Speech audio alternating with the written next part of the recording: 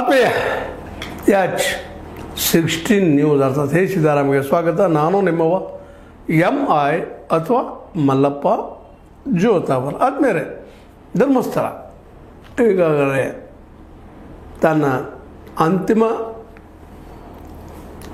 ಗಂತವ್ಯದತ್ತ ಬರ್ತಾ ಇದೆಯಾ, ಇದೊಂದು ಏನಾದರೂ ರಿಸಲ್ಟ್ ಸಿಗ್ತದೆಯಾ ಅನ್ನುವಂಥ ಒಂದು ಮಾತು ಕೇಳಿ ಬರ್ತಾ ಇದ್ದಾವೆ. ಕಾರಣ ಇಷ್ಟ, ಮಹಿಳಾ ನಿಯೋಗ ನಮ್ಮ ಮುಖ್ಯಮಂತ್ರಿಯವರಿಗೆ ಸಿದ್ದರಾಮಯ್ಯನವ್ರಿಗೆ ಭೇಟಿಯಾಗ ಇಲ್ಲಿ ನಡೆದಂಥ ಘಟನೆಗಳ ಬಗ್ಗೆ ಮತ್ತೊಮ್ಮೆ ವಿಸ್ತೃತವಾಗಿ ಮನವಿ ಸಲ್ಲಿಸುವ ಜೊತೆಗೆ ಪತ್ರ ಸಲ್ಲಿಸುವ ಜೊತೆಗೆ ಇದಕ್ಕೊಂದು ಅಂತ್ಯ ಕಾಣಿಸ್ಬೇಕು. ಇಲ್ಲಿ ನಿಶ್ಚಿತವಾಗಿಯೂ 1-2 ಆಗಿದ್ದು ನಡೀತಾ ಇತ್ತು. ನಿರಂತರವಾಗಿ ಹಾಗೆ ಬೀಳ್ತಾ ಇದ್ದಾವೆ ಹೆಣಗಳು, ಬಿದ್ದಂಥ ದಾಖಲೆಗಳಿದ್ದಾವೆ. ಆದರೆ ಇವತ್ತಿಗೆ ಇದ್ರ ಹಿಂದಿದ್ದಂಥವ್ರು ಯಾರು ಅನ್ನೋ ಉತ್ತರ ಸಿಗಲಿಲ್ಲ. ಸೌಜನ್ಯ ಅನ್ನುವಂಥ ಒಬ್ಬ ಅಮಾಯಕ ಹೆಣ್ಣು ಮಗಳ ಮೇಲೆ ಒಬ್ಬ ಹೆಣ್ಣು ಕುಚಿನ ಮೇಲೆ ದಾಳಿ ಜಘನ್ಯ ಅಪರಾಧ.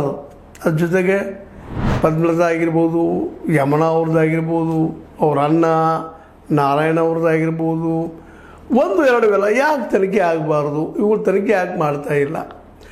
ಕೇವಲ ಈ ಮೂಳೆಗಳ ಮತ್ತು ಅಸ್ಥಿಪಾದ ಹುಡುಕೋದಕ್ಕಷ್ಟು ಸೀಮಿತನು SIT ಅಂತ ಅನೇಕ ಪ್ರಶ್ನೆಗಳನ್ನು ಮಾಡಿದ್ದಾರೆ ಈ ಹೋರಾಟಗಾರ್ತಿಯರು. ಇಲ್ಲ, ಹೋರಾಟಗಾರ್ತಿ ಮಹಿಳೆಯರು ನಮ್ಮ ಮಹಿಳಾ ಸಮಾಜಕ್ಕೆ ಅನ್ಯಾಯ ಆಗೋದೇ ಇಲ್ಲ, ನಿರಂತರ ಆಗ್ತಾನೂ ಇದೆ.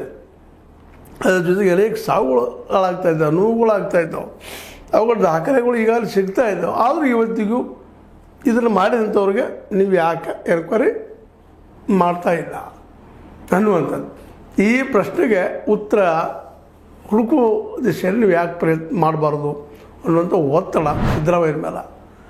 ಸಿದ್ದರಾಮಯ್ಯನವರು ಕೊನೆಗೆ ಬಂದು ಹೇಳಿದ್ದಾರೆ, ಇಲ್ಲ ನಾವು ನಿಶ್ಚಿತವಾಗಿಯೂ ಹೋರಾಟ ಮಾಡ್ತೀವಿ, ಇದಕ್ಕೊಂದು ನ್ಯಾಯ ಒದಗಿಸ್ತೀವ ಅನ್ನುವಂಥ ಮಾತನ್ನು ನಾವು ನಮ್ಮ ಮಹಿಳೆಯರ ಮೇಲೆ ಆದಂಥ ಅತ್ಯಾಚಾರಗಳ ಬದಲಾಗಿ ಆಗಲಿ, ಇನ್ನುಳಿದ ವಿಷಯಗಳ ಬದಲಾಗಿ ಆಗಿರ್ಬೋದು, ಅನ್ಯಾಯ ನಡೆದ ಘಟನೆಗಳ ಬಗ್ಗೆ ಆಗಿರ್ಬೋದು, ಎಲ್ಲ ತನಿಖೆ ಮಾಡ್ತೀವಿ ಅನ್ನುವಂಥ ಮಾತನ್ನು. ಜೊತೆಗೆ ಇದೇ ಸಂದರ್ಭದಲ್ಲಿ ಆ ಮಹಿಳೆಯರು, ನಿಯೋಗದಲ್ಲಿದ್ದಂಥ ಮಹಿಳೆಯರು ಸ್ಪಷ್ಟವಾಗಿ ನಮ್ಮ ಉಗ್ರಪ್ಪನವರು ವರದಿ ತಯಾರು ಮಾಡಿದ್ದಾರೆ. ಆ ಉಗ್ರಪ್ಪನ ವರದಿಯನ್ನು ಯಾಕೆ ಅನುಷ್ಠಾನಗೊಳಿಸ್ತಾ ಇಲ್ಲ ನೀವು? ಅದನ್ನು ಒಂದು ಈಗಾಗಲೇ ಆಯೋಗ ನೇಮಿಸಿದ್ರಿ, ಹೋಗ್ಯದ 477ಕ್ಕೂ ಅಧಿಕ ಶವಗಳ ನಾಪತ್ತೆ ಅದಾವ. ಅವರ ಸಂಬಂಧಿಕರು ಯಾರು ಗೊತ್ತಿಲ್ಲ, ಅವ್ರ ಜೊತೆಗೆ ಅವರು ಎಲ್ಲಿಯವರು ಏನೂ ಗೊತ್ತಿಲ್ಲ, ಅಪರಿಚಿತರುಗಳಿದ್ದಾವ. ಜೊತೆಯಲ್ಲೇ ಸ್ವತಂತ್ರವಾದ ಮೀಡಿಯಾಗೆ ಬೇಕಾಗಿರುವುದು ಸ್ವತಂತ್ರ ಧ್ವನಿ. ಆ ಸ್ವತಂತ್ರ ಧ್ವನಿ ಉಳಿಸಲು ನೀವು ಮಾಡಬೇಕಾದದ್ದು ಇಷ್ಟೇ. ಅದೇನಪ್ಪಾ ಅಂತಂತಂದ್ರೆ, ನಿಮ್ಮ ಕೈಲಾದಷ್ಟು ಸಹಾಯ ಈ ಚಾನಲ್ಗೆ ಮಾಡಿ ಹಾಗೂ ನಿಮ್ಮ ಧ್ವನಿಯನ್ನು ಕಾಪಾಡಿಕೊಳ್ಳಿ. ನಿರಂತರವಾಗಿ ನಡೀತಾನೆ ಇದೆ ಅನ್ನುವಂಥ ರಿಪೋರ್ಟು. ಇಂತಹ ಅದರಲ್ಲೂ ಪವಿತ್ರ ಸ್ಥಳದ ಬಳಪ ಇಲ್ಲಿ ಬಂದು ಏನೋ ಪ್ರಾಣ ತ್ಯಾಗ ಮಾಡ್ತಾರೆ ಅಂದ್ರೆ, ಶ್ರೀಶೈಲ ಆಗಿರ್ಬೋದು, ನಮ್ಮ ಬಾಲಾಜಿ ತಿರುಪತಿ ಆಗಿರ್ಬೋದು, ಇನ್ನುಳಿದ ಕಡೆ ಇಷ್ಟಿಲ್ಲಲ್ಲ, ಯಾಕಿಲ್ಲ ಅನ್ನೋ ಪ್ರಶ್ನೆಯೂ ಸಹಿತ ನಮ್ಮ ಉಗ್ರಪ್ಪನವ್ರ ಕಮಿಷನ್ ಮಾಡಿದ್ದಿದೆ ಹಿಂದೆ. ಇದನ್ನೆಲ್ಲ ತನಿಖೆ ಯಾಕೆ ಆಗಬಾರ್ದು? ಸೌಜನ್ಯಳ ಹತ್ಯೆ ಬಗ್ಗೆ ಯಾಕೆ ನಮ್ಮ ತನಿಖೆ ಆಗಬಾರ್ದು? ಇವತ್ತನ್ನೆಲ್ಲ ಇಟ್ಕೊಂಡು ಇವತ್ತು ಮಹಿಳಾ ನಿಯೋಗ ಇದ್ದಿದ್ದು ತಮ್ಮ ಹೋರಾಟಗಾರ್ತಿಯನ್ನು ಕರ್ಕೊಂಡು ಇವತ್ತು ಅಂದರೆ ಈ ಹಿಂದೆ 2 ದಿನಗಳಿಂದ ಒತ್ತಡ ತಂದಿದ್ದಾರೆ. ಇದಕ್ಕೆ ಸಿದ್ದರಾಮಯ್ಯನವರು ಒಪ್ಪಿಗೆ ಸೂಚಿಸಿದ ಸುದ್ದಿಗಳಿದ್ದಾವೆ. ಇದು ನಿಜವಾಗಿಯೂ ಒಪ್ಪಿಗೆ ಸೂಚಿಸಿದ್ರೆ SIT ಇನ್ನೂ ಈ ದಿಶೆಯಲ್ಲೇ, ಅದರಲ್ಲೂ ಮುಖ್ಯವಾಗಿ ಹತ್ಯೆಗಳಾಗಿದ್ದಾವಲ್ಲ, ಪದ್ಮಲತಾ ಆಗಿರ್ಬೋದು, ವೇದವಲ್ಲಿ ಆಗಿರ್ಬೋದು, ಆನೆ ಮಾವತಂದಾಗಿರ್ಬೋದು, ಅವನ ತಂಗಿಯದಾಗಿರ್ಬೋದು, ಒಟ್ಟಾರೆಗಳೇನು ಹೆಣಗಳು ಬಿದ್ದಿದ್ದಾವೆ ಅವೆಲ್ಲ ಅದರಲ್ಲಿ ಮಹಿಳೆಯರ ಹೆಣ್ಣು ಮಕ್ಕಳ ಹತ್ಯೆಯಾಗ್ಯದ. ಅದರ ಒಂದು ತನಿಖೆ ಆಗಿ ಅಷ್ಟೇ ಅಲ್ಲ, ಈಗಾಗಲೇ ಯಾರಿದ್ದಾರೆ ಅವ್ರ ಮೇಲೆ ಆರೋಪಗಳು ಇದ್ದಾವೆ, ಅವ್ರ ಮೇಲೆ ಆರೋಪ ಮಾಡ್ತಾನೆ ಇದ್ದಾರೆ. ಒಮ್ಮೆಲ್ಲ ಹಲವು ಸಲ ಚೆನ್ನೈಯಂತೆ ಆರೋಪ ಮಾಡಿಬಿಟ್ಟಿದ್ದಾನೆ, ಅವ್ರ ಹೆಸರು ಸ್ಪಷ್ಟವಾಗಿ ಇಟ್ಕೊಂಡಿದ್ದಾನೆ. ನಂತರದಲ್ಲಿ ಹಿಂದೆ ಸರಿದಿರ್ಬೋದು, ಅವು ಯಾವುದೋ ಭಯದಿಂದ, ಜೀವ ಭಯನೋ ಮತ್ತೊಬ್ಬನೋ ಭಯನೋ ದುಡ್ಡಿನ ಆಸೆಯಿಂದನೋ ಬದಲಾವಣೆ ಆಗಿರ್ಬೋದು. ಯಾಕಂದ್ರೆ ಈ ಎಲ್ಲ ಕೇಸ್ಗಳು ನೇರವಾಗಿ ಅಲ್ಲೇ ಹೆಗ್ಗಡೆ ಅವ್ರ ಮನೆಗೆ ಹೋಗೋದ್ರಿಂದಾಗಿ ಅವರಿಂದ ಇವ್ರಿಗೆ ಲಾಭ ಆಗಿರ್ಬೋದು ಅಂತೇಳಿ ಈ ಮಹಿಳೆಯರ ವಾದ. ಹೀಗಾಗಿ ಇದು ಮುಂದೆ ಆಗ್ತಾ ಹೋಗಿ ಇದನ್ನೆಲ್ಲಿ ನೀವು ಗಾಳಿ ಗೋಪಾಲ ಮಾಡ್ತಾ ಇದ್ದೀರಾ, ನಿಮ್ಮ SIT ಸರಿಯಾದ ದಿಶೆಯಲ್ಲಿ ಹೋಗ್ತಾ ಇದೆಯಾ ಅನ್ನುವಂಥ ಪ್ರಶ್ನೆಗಳನ್ನ ಇವರೆಲ್ಲ ಸಿದ್ದರಾಮಯ್ಯ ಜೊತೆಗೆ ಮಾತಾಡೋ ಜೊತೆಗೆ ಇದು ಆಗಬಾರ್ದು, ನಿಶ್ಚಿತ ತನಿಖೆ ಆಗಬೇಕು, ಇವ್ರಿಗೆ ಶಿಕ್ಷೆ ಆಗಲೇಬೇಕು, ಅದು ಆಗುವುದು ಯಾವಾಗ ಅನ್ನುವಂಥ ಒತ್ತಡವನ್ನು ಹಾಕ್ತಾನೆ ಇದ್ದಾರೆ. ಹಾಕಿದ್ದಾರೆ. ಇನ್ನು ಸರ್ಕಾರ ಈ ದಿಸೆಯಲ್ಲಿ ಇನ್ನಷ್ಟು ತೀವ್ರವಾಗಿ ಈ ಕೇಸುಗಳು ಸಹಿತ ನಡೆದಂಥ ಘಟನೆಗಳ ಸಾವುಗಳಾಗಿದ್ದಾವ, ಹತ್ಯೆಗಳಾಗಿದ್ದಾವ, ಇವುದರ ಬಗ್ಗೆಯೂ ತನಿಖೆ ಮಾಡಿಸ್ಬೇಕು SIT ಮೂಲಕ ಅಂತ. ಕೇವಲ SIT ಆ ಅಸ್ಥಿಪಂಜರಕ ಮೂಳೆಗೆ ಅಷ್ಟೇ ಸೀಮಿತ ಆಗಬಾರ್ದು, ಯಾವಾಗ ಬಂದು ಏನು ಎಂತು ಅಂತೇಳಿ. ಬಟ್ ಇಲ್ಲಿ ನಡೆದ ಎಲ್ಲ ಘಟನೆಗಳು ಈಗಾಗಲೇ ಪೊಲೀಸ್ ಎನ್ಕ್ವೈರಿ ನಡೆಸಿದ್ದಾರೆ. ನಮ್ಮ SIT ಅವರು ಅಲ್ಲಿಯೇ ಕಂದಾಯ ಇಲಾಖೆ ಅಧಿಕಾರಿಗಳನ್ನ ಎನ್ಕ್ವೈರಿ ಮಾಡ್ತಾ ಇದ್ದಾರೆ. ಜೊತೆಗೆ ಗ್ರಾಮ ಪಂಚಾಯತಿ ಅಧ್ಯಕ್ಷರನ್ನ ಎನ್ಕ್ವೈರಿ ಮಾಡ್ತಾ ಇದ್ದಾರೆ.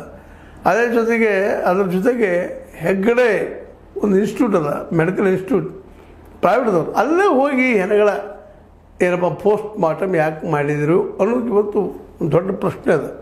ಯಾಕೆ ಉಳಿದ ಕಡೆ ಮಾಡ್ಬೋದಾಯ್ತಲ್ಲ, ಸರ್ಕಾರಿ ಆಸ್ಪತ್ರೆಯಲ್ಲಿ ಯಾಕೆ ಆಗಲಿಲ್ಲ, ಅವ್ಯಾಕೆ ನಡೆದಿಲ್ಲ ಅನ್ನೋದು ದೊಡ್ಡ ಪ್ರಶ್ನೆ. ಇದು ಭಾಳ ಎಚ್ಚರಿಕೆಯಿಂದ ಈ ಮಾತನ್ನು ಮಾತಾಡಬೇಕಾಗಿದೆ.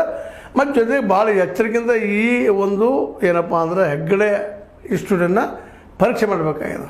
ಯಾಕೆಂದ್ರೆ ಅಲ್ಲಿ ನಡೆದಂತಹ ಈ ಒಂದು ಪೋಸ್ಟ್ ಮಾರ್ಟಮ್ಗಳು ಇವೆಲ್ಲ ಅನ್ಯಾಯಪೂರ್ಣ ಆಗಿದ್ದಾವೆ, ಸರಿಯಾಗಿ ನಿರ್ಧಾರಗಳು ಬಂದಿಲ್ಲ, ಇವೆಲ್ಲ ದಿಶಾಭೂಲ್ ಮಾಡುವಂಥವು ಅಂತೇಳಿ ಎಲ್ಲ ಹೆಣ್ಣು ಮಕ್ಕಳ ಸ್ಪಷ್ಟ ಅಭಿಪ್ರಾಯ. ಇದರಿಂದಾಗಿ ಸಹಜವಾಗಿ ಮತ್ತಷ್ಟು ಏನಪ್ಪ ಅದು ಕುತೂಹಲ ಈ ದಿಶೆಯಲ್ಲಿ ಎಲ್ಲರಲ್ಲೂ ಮೂಡಲಿಕ್ಕೆ ಶುರುವಾಗಿಬಿಡೋದು. ಹೌದಪ್ಪ, ಇದೇನು ಯಾಕೆ ಮಾಡಲಿಲ್ಲ, ಇವರು ಮಾಡಬೇಕಾಯಿತು ಅನ್ನುವಂಥದ್ದು. ಈಗ ಸಹಿತ ತಡ ಆಗಿಲ್ಲ, ಇನ್ನೊಂದು ಸಮಯದ ಆ ದಿಶೆಯಲ್ಲಿ ಎನ್ಕ್ವೈರಿ ಆಗಬೇಕು ಅನ್ನೋದು ಈ ಮಹಿಳಾ ನಿಯೋಗದ ಒತ್ತಡ. ಇದನ್ನು ಪಾಲಿಸಲೇಬೇಕು ಅನ್ನುವಂತಹ ಒತ್ತಡ. ಈ ಒತ್ತಡಕ್ಕೆ ಎಷ್ಟರ ಮಟ್ಟಿಗೆ ಒಂದು ಕಾರ್ಯರೂಪ ಬರ್ಬೋದು ಸರ್ಕಾರ ಅನ್ನೋ ಸಹಿತ ಇಲ್ಲಿ ಗಮನಿಸಬೇಕಾಗಿದೆ. ಹಾಗಂತ ಹೇಳ್ಕೊಂಡು SIT ತನ್ನ ತನಿಖೆ ನಿಲ್ಲಿಸದಂತಲ್ಲ, ತನಿಖೆಯನ್ನು ಮುಂದುವರೆಸ್ತಾನೆ ಇದೆ. ದಿನಕ್ಕೊಬ್ಬರು ಬೇರೆ ಬೇರೆಯವ್ರನ್ನ ಕರೆಸಿಕೊಂಡು ಮಾತಾಡ್ತಾ ಇದೆ. ಅವರ ಮೂಲಕ ಹೊಸ ಶೋಧನೆ ಮಾಡಿಕೊಂಡು ಸಂಶೋಧನೆ ಮಾಡಿ ರಿಸರ್ಚ್ ಮಾಡಿ ಯಾರಿದ್ದಾರಪ್ಪ ತಪ್ಪಿತಸ್ಥರು ಅವರು ಹಿಡಿಯುವಂಥ ಕೆಲಸವನ್ನು ಮಾಡಲಿಕ್ಕೆ ಅಂತೇಳಿ ನಮ್ಮ ಅನೇಕ ತಜ್ಞರ ಅಭಿಪ್ರಾಯ.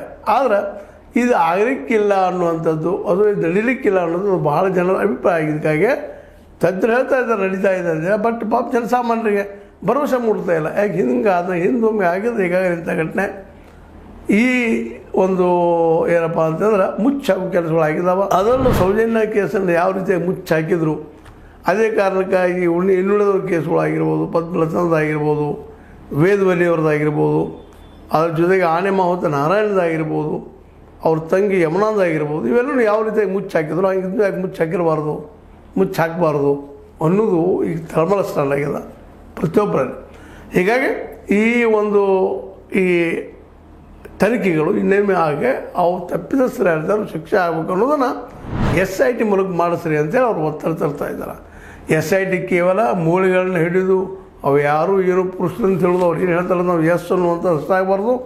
ಇದನ್ನು ಮಾಡಿಸಿದವರು ಸಿದ್ಧಿಸಿದವರು ಯಾರು, ಅದರಲ್ಲೂ ಉಗ್ರಪ್ಪರ ವರದಿ ಅನುಷ್ಠಾನಗೊಳಿಸಿ ಅದರ ಪ್ರಕಾರ ತಪ್ಪಿತಸ್ಥರು ಶಿಕ್ಷೆ ಆಗಬೇಕು ಅನ್ನೋದು ಒಕ್ಕೊರಲಿನ ಧ್ವನಿ. ಈ ಧ್ವನಿಗೆ ಸರ್ಕಾರ ಎಷ್ಟು ಸ್ಪಂದಿಸ್ತದೆ ಅಂತ ಅನ್ನಿಸ್ತದೆ. ಯಾಕಂದ್ರೆ ಅವರು ನಮ್ಮ ಏನಪ್ಪ ಅಂದ್ರೆ ಮುಖ್ಯಮಂತ್ರಿ ಸಿದ್ದರಾಮಯ್ಯರ ಮನಸ್ಸಲ್ಲಿ ಇದರ ಬಗ್ಗೆ ತನಿಖೆ ಮಾಡಿಸಬೇಕು ಅನ್ನೋದು ಇತ್ತು ಅಂತೇಳಿ ಅಲ್ಲಿ ಹೋದಂಥ ಹೋರಾಟಗಾರ್ತಿಯರ ಅಭಿಪ್ರಾಯ. ಇನ್ನು ಎಷ್ಟು ಮಟ್ಟಿಗೆ ವಾಸ್ತವ ಬರ್ತದೆ, ಎಷ್ಟು ಮಂದಿ ಇದ್ರಾಗ ಶಿಕ್ಷೆ ಅನುಭವಿಸ್ತಾರೆ, ಅದು ಹೆಗ್ಗಡೆ ಅವ್ರ ಎನ್ಕ್ವೈರಿ ಆಗ್ತದನ, ಆಗ್ತದೆ ಆಗೋದಾದ್ರೆ ಆಗೋದಿಲ್ಲ, ಆಗಲಾರದಿತ್ತಂದ್ರೆ ಏನು ಅನ್ನೋದು ಈಗ ಸ್ಪಷ್ಟ ಆಗಬೇಕಾಗಿತ್ತು. ಅದನ್ನು ಸಿದ್ದರಾಮಯ್ಯನವರು ವ್ಯಕ್ತಪಡಿಸ್ಬೋದು ಅಂತ ಹೇಳ್ತಾ, ಅದಕ್ಕೆ ನಮ್ಮ ಹೆಣ್ಣು ಮಕ್ಕಳಿಗೆ ಒಂದು ವಿಶ್ವಾಸ ಸಿದ್ದರಾಮಯ್ಯನ ಮೇಲೆ, ಮಹಿಳಾ ಆಯೋಗದವ್ರಿಗೆ ದಯವಿಟ್ಟು ಆ ವಿಶ್ವಾಸವನ್ನು ನಮ್ಮ ಸಿದ್ದರಾಮಯ್ಯ ಉಳಿಸ್ಕೊಳ್ಳಿ. ಅದೇ ಕಾಲಕ್ಕೆ ತಪ್ಪಿತಸ್ಥರು ಹುಡುಕುವಂಥ ಕೆಲಸವನ್ನು ಇನ್ನಷ್ಟು ಶೀಘ್ರ ಮಾಡಲಿ ಅಂತ ಹೇಳ್ತಾ, ಇದು ನಿಮ್ಮ ಲೈಕ್ ಆಗಿರ್ಬೋದು, ಲೈಕ್ ಮಾಡಿ ಶೇರ್ ಮಾಡಿ ಕಾಮೆಂಟ್ ಮಾಡಿ, ಜೊತೆಗೆ ಸಬ್ಸ್ಕ್ರೈಬ್ ನಿಲ್ಲಿಸ್ಬಿಟ್ಟು S60 ನ್ಯೂಸ್ ಅರ್ಥ ಜೈ ಸೀತಾರಾಮ್ ಸತ್ಯಕ್ಕೆ ಅಂಗಡಿ ವಂದನೆಗಳು.